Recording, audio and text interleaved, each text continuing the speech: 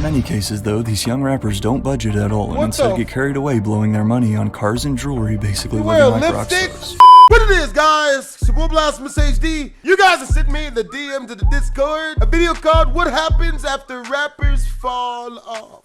Let's do this. A rapper's career is about as unpredictable as the music industry itself. Thanks to platforms like SoundCloud and TikTok, these past few years we've seen thousands of new artists blow up seemingly overnight. However, with the rap scene so saturated now and more music being released today than ever before, just as fast as these artists rise is a lot of times just as fast as they fall. While for some the fall from grace is rather quiet, disappearing off the grid or back to the farm, as we're about to see for others though, it's often quite difficult to accept this inevitable fate, leading to them doing whatever they can to pay their bills. I just want to ask a question. Are you Young Jack?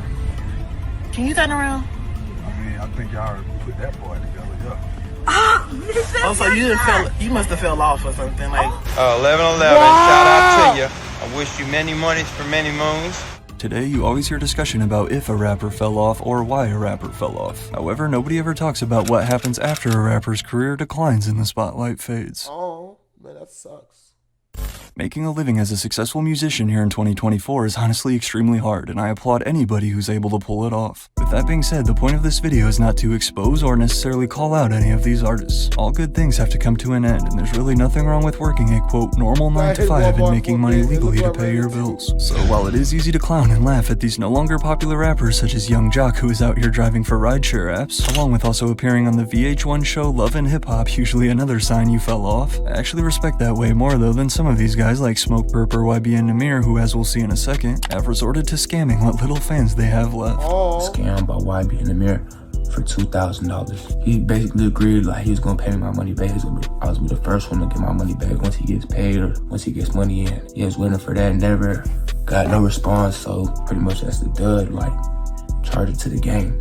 The lavish lifestyle of a famous rapper appears to be filled with million-dollar record contracts, mansions, chains, watches, girls, and designer clothes. However, the truth is nothing lasts forever. But before we take a look at the true life of a former artist and the constant struggle to maintain that rich rapper image despite up to their knees in pack taxes like Lil Pump, seeing as the fact that rappers have the biggest egos and most simply couldn't let people see them out working a 9 to 5, this raises the question, what do rappers do after they fall off? Well, in order to answer that, it's important for us to first define what it actually means to, quote, fall off, because there's definitely levels to it. According to the Urban Dictionary, to fall off in rap music means to fall off the radar either due to not releasing any material, releasing crap, or selling out. Today, a lot of fans will tell you that guys like dababy, Chance the Rapper, or Roddy Ricch fell off. However, while yes, I would agree they've decreased in popularity as evident through their recent album sales, they're still raking in millions of dollars each year from the massive hits in their catalog and from still playing shows around the world.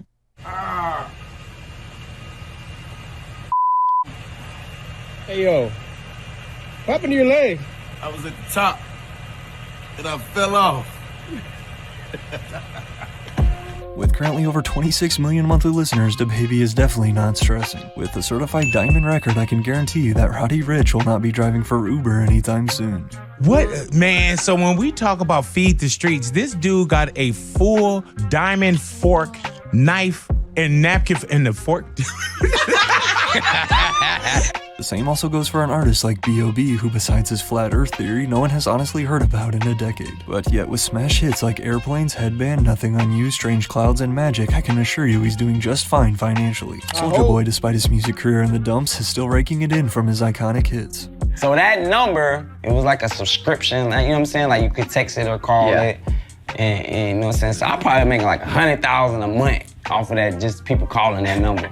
Even these rappers with only one hit to their name, such as Sheck West or CJ, who I've both already covered, they could literally be set for life off Mo Bamba and Whoopty if they've managed their money well. Those were two massively successful mainstream hits. So while it's not like you'll catch dababy out serving chicken at your local fast food spot, you may however spot a much smaller artist such as Icy Twat, who is called out for working at Bojangles. Who the hell is Again, Icy though, there's Twat? nothing wrong with grinding and getting paid, especially when you consider just how little artists actually make from streaming revenue. To give you a better idea, Spotify pays an average of only $0.003 to $0.005 per stream, which while that makes it one of the highest paying streaming platforms, that still isn't even a penny. For example, here's Pro Era member Desi Hines' 2023 Spotify stats. After working closely with Joey Badass in the past, Desi has kinda disappeared these past few years. With a total of 550,000 streams in 2023, if we do the math real quick, that's only about $2,000. Yeah, there's still Apple Music and the other streaming sites too, but I think you get the point. Where artists bring in the biggest percentage of their income is through ticket sales and merchandise. But at the same time, if you're a rapper who fell off like smokepurpp, nobody will want to come to your shows or buy your merch.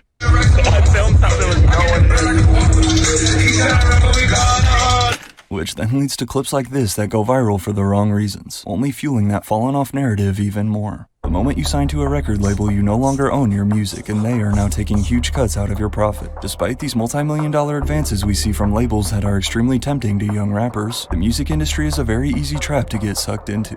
Here's what motherfuckers don't understand about labels. You're taking their money. You're not gonna make a cent until everything you do pays them back that $10 million. Typically, when a rapper signs a record contract, they are given a budget in the form of an advance payment. This advance can be millions of dollars. However, it is not free money, but rather a loan that the label expects to recoup in revenue brought in from the artist, with the intent to pay for everything an artist needs to create their album, including general living expenses, studio time, music videos, etc. In many cases, though, these young rappers don't budget at all and instead get carried away blowing their money on cars and jewelry, basically living like rock stars. But then the problem comes when they finally do finish their album and hand it over to the label for release, only to watch the sales come back much lower than expected. Thus, they refuse to spend more money on your promotion. When this happens, management will also likely pull back on the number of releases you can drop if your new songs are consistently flopping. And as we've seen on countless occasions, this leads to even more tension from artists who've been shelved by their labels. When everybody said, oh, my record label's controlling me and I can't get out of this deal, bro, the record label's sitting back like, wait a minute, you didn't do anything. Your shit flopped. The $10 million we gave you was for you to make a dope project that wasn't gonna flop. You already broke your contract, so now you think we're gonna let you go away and just get out of this deal while still owing us money? No. Eventually, though, labels will decide they no longer want to work with an artist and then drop them. And while artists still have some money coming in from their past catalog, usually at this point it's nowhere near enough to fund that lavish lifestyle they had been living. You'll often hear rappers claim that it was their decision to go independent, which while that could be part of it, at the same time these major labels hold the power and influence in the industry, and if we're being honest, if they really wanted you, they would have dropped a bigger bag. One thing y'all gotta know is now your boy is independent, bruh. I'm fully independent, just me. You feel me? I ain't get dropped by my label, no crazy shit, nothing like that. Basically, me and my label, we just weren't seeing like eye to eye and shit, so they finally let me go after a long time. Meanwhile, this whole time, all the bills these rappers had been putting off have also been quickly adding up. The rent on their new condo is due, the lease payment for that new sports car, lawyer fees, accountant fees, and then of course we can't forget taxes. Today, given how easy it is to record yourself straight from your bedroom, we've seen thousands of new artists blow up off 1 or 2 songs on SoundCloud or TikTok. However, with the music industry now more saturated than ever, it's time to answer the question, what happens after their 15 minutes of fame is up? There are 2 different routes a rapper can go once they have truly fallen off. Route 1 is to deny the fact that they fell off and continue with their career as if nothing happened, or Route 2 is to accept that they had a good run and peacefully depart onto something new. Let's start with the first one. While there's nothing wrong with continuing to make music because you simply love making it, and for the fans who still listen, whether that be a million or a few hundred, however, there are a few clear signs that a rapper's career has rapidly declined. Pay all this money to just come here and stand like this. Y'all look weird as shit. Turn the up. You are not too cool to jump. Turn the up. Along with significantly low album sales and streams will also come a significant decrease in the size of crowds at their shows. One of the best ways to judge an artist's true popularity is through physical ticket sales, because an artist like smokepurpp can have 4 million followers on Instagram, but how many people will really come to his show? For this reason, you'll often see struggling artists instead shift their focus to overseas fans and try and rake in some money there while they still can. Since they typically only perform there once every few years, the venues sell out, which while that's great and fans seem to enjoy the performances, you just have to remember that an artist like Icy Narco, who is posting and flexing about his sold-out dates in France, couldn't even sell half the amount of tickets here in America. So then you'll begin to see them take smaller bookings such as frat parties and birthday events. In an effort to stay relevant, another tactic these falling rappers try is to hop on whatever wave and sound is currently trending at the moment, such as smokepurpp clearly biting Yeet. had to leave that little bitch alone. It was for the better. Popping them Perkins and it's when I'm alone, it's for the better. But while some artists stay and milk whatever last dollar they can out of their music career, others instead choose to leave on a more peaceful note. One of the rare cases where a former rapper becomes even more popular in the music space after rapping is Joe Budden, who following a total of 8 albums decided to officially retire in 2018 to focus solely on his new career as a podcast host. I thought he only had like 3 songs. 8 albums? Really? The same goes with Trinidad James, who after blowing up with his debut hit All Gold Everything was later dropped by his label in 2014. But now, along with landing a few acting roles, Trinidad James is also a host of the Full Size Run podcast on Complex. What is that? I just feel that if niggas was gonna stop me from doing my thing in the game, they would have been stopped me. And if you were gonna kill me, you should have killed me 5 years ago. Once one of the hottest rappers out thanks to his smash Billboard #1, This Is Why I'm Hot, following just his second album, Mims chose to put the mic down and move into the technology field. A few years later, launching this new app called Recordgram with the goal to help artists and producers contact each other with no unnecessary middlemen. Along with opening up his own restaurant in Houston and winning the Good Morning America title for Ultimate Burger Spot, former rapper Bun B has also been teaching a hip-hop and religious course at Rice University since 2011. This class, Religion and Hip Hop Culture, offers an opportunity to explore the connections between religion and hip-hop in ways that open us to seeing our world differently. Ice Ice Baby rapper Vanilla Ice has been buying and flipping lakefront properties in South Florida for the past 15 years, even landing a show on HGTV called The Vanilla Ice Project, which ran for a successful 9 straight seasons. Khalees, the rapper behind the 2003 smash Milkshake, has since moved on to a farm where she's apparently found liberation with the 30-plus animals she cares for, while also still collecting checks from the countless movies and shows her song is featured in, such as Dodgeball and Mean Girls. Although Lil Xan, best known for his SoundCloud hit Betrayed back in 2017, still puts out music every few months, it's also great to see that despite his fall in the music scene, Lil Xan has turned his life around and is now completely sober. I've been sober now for a year and I believe 6 months. Wow, that's dope. But while not every former rapper is smart enough to develop an app like Mims, nor do I see them having the patience to care for a farm, how do these other rappers make money? Often with criminal backgrounds and covered in face tattoos, it can be hard for rappers to land regular jobs after their music career fizzles out. So instead, one of the most common and easiest bags you'll see an artist desperate for money take is to begin posting promo all over social media. From posting and tagging clothing brands such as Fashion Nova, for example, to spamming reposts and hundreds of advertisements on their stories every single hour. Then you get artists like smokepurpp, who after I was curious about how much he's charging for a feature these days, basically started begging me to buy one in my DMs. Now, to be honest, I actually like a lot of smokepurpp's music and probably would have really tried to work with them for a Damn. What's the budget? I'm flexible. You tell me what you have ready to go, my guy. Hey, what's up? How you been? Let's get it. Are you trying to buy one? Are you ready? verse. That is, if I hadn't seen the numerous posts and videos about the nightmare that ensues securing a perp feature.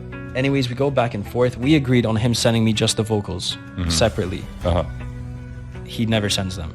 And who knows how many of these other SoundCloud rappers are out here scamming what used to be their loyal fans just for a few $100. Fans agree to pay these rappers to hop on their song and send them the money, only to be ghosted by them and never hear anything back. However, there's definitely other ways these rappers get money too. Driving for Uber Eats and DoorDash is actually pretty common, especially since these rappers don't have to show their face delivering food, along with some also becoming truck drivers such as former Houston rapper Lil Troy. Working like this allows them to avoid getting called out such as Young Jock and Roscoe Dash have been, both of them going viral after multiple people claim to see them driving for Uber and Lyft. As an entrepreneur, it's important to have multiple sources of income. The Lyft is no exception to creating multiple sources of income. There's nothing wrong with driving Lyft.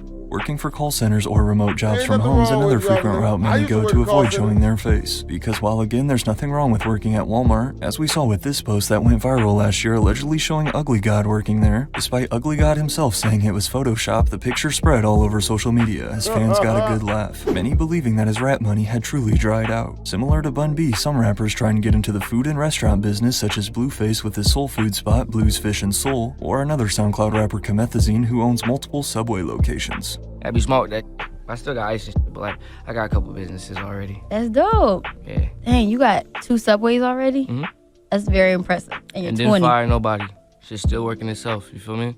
You'll also see some artists go back to college or finish getting their degree online. Some like Designer rent different properties out that they own. Some like Blueface, Lil Pump, or the Island Boys go the OF route. Some like Fetty Wap go back to making money in the streets. Or some continue to work behind the scenes in the industry, ghostwriting or producing. Then you'll get a rare case like T Grizzly, who after beginning to stream on Twitch now claims to make over $200K a month just playing GTA. So what I did was I created a server, a Grand Theft Auto server. I get paid from the server because you got to pay to get in. I stream it on Twitch, right? I get paid from Twitch. I take the Twitch videos that I already streamed, put it on YouTube, get paid from YouTube. Shit turns to down there 50 a week. But another very common and easy bag a lot of these guys take is signing up for Cameo, the website where you can pay celebrities to send you custom videos. So for example, you could pay Riff Raff $100 to send you a personalized video for any occasion, which I actually went ahead and did, and it's about exactly what I expected. 1111, shout out to you. I wish you many monies for many moons. Dan Tony on the wings. From me and Holly, you know it's all about how you feeling. Cause how you feeling, yeah, right mama? How you feeling determines how your day's gonna go and how you're gonna be treating others. If you're sleepy, you're gonna be sleepy. Dan Tony, wings. Money well spent if you ask me. The Yeah, journey money of a well rapper spent. who has fallen off is about so much more than just reclaiming their lost fame. While some are lucky enough to sit back that and right, enjoy their Rich? passive income, for others it's about rediscovering themselves and embracing change for a new life outside of music. Because one thing's for sure, although the music stops, the story keeps going. Bro, I don't know why, man. Like, for some reason, when I watched this just now, I just kept getting reminded of Ja Rule. Probably because I can't wait to watch this Firefest documentary that they made. People really went out there and paid like $8,000 for tickets. Hope you guys enjoyed the video. Make sure to comment, like, and don't subscribe. This is your boy Blasphemous HD. Twisms.